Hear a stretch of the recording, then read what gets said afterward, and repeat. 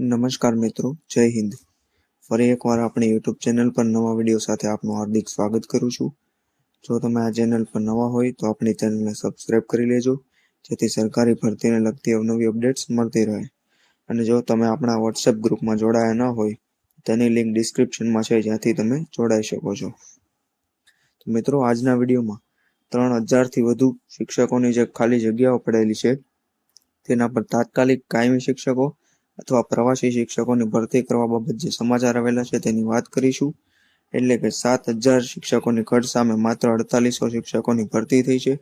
ઉપરાંત 1000 જ્ઞાન સહાયકોએ નોકરી સ્વીકારી નથી. તેના પર કાયમી શિક્ષકો લેવા અથવા પ્રવાસી શિક્ષકોની મંજૂરી આપવા શાળા સંચાલકોએ પત્ર મોકલેલો છે. તો ચાલો મિત્રો, વિડીયો શરૂ કરીએ.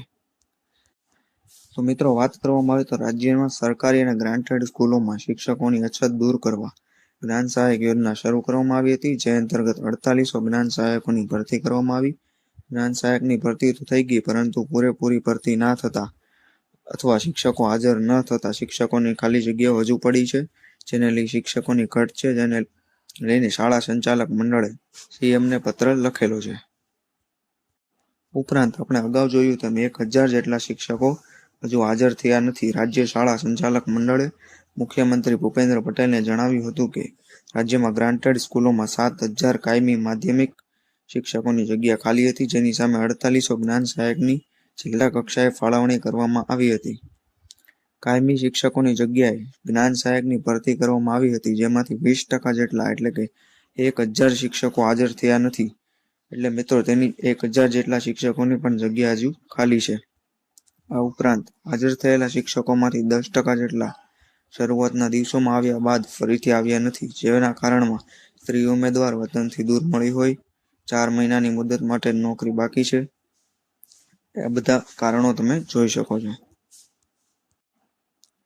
ઉપરાંત બીજા સત્રમાં પણ શિક્ષકોની જગ્યાઓ ખાલી છે.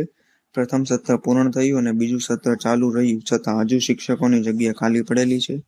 રાજ્યની ગ્રાન્ટેડ સ્કૂલોમાં માધ્યમિક શિક્ષકોની જગ્યા ખાલી અને કાયમી શિક્ષકોની ભરતી કરવામાં આવે. જ્ઞાન સહાયક ઉપલબ્ધ ન હોય ત્યાંથી સ્કૂલોમાં પ્રવાસી શિક્ષકોની ભરતી કરવામાં આવે, તેની પણ ભલામણ કરેલી છે, જે તમે અહીં જોઈ શકો છો.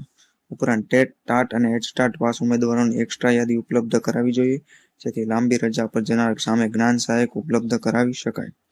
આ સહિતની માહિતી રાજ્ય શાળા સંચાલક મંડળ દ્વારા કરવામાં આવેલી છે.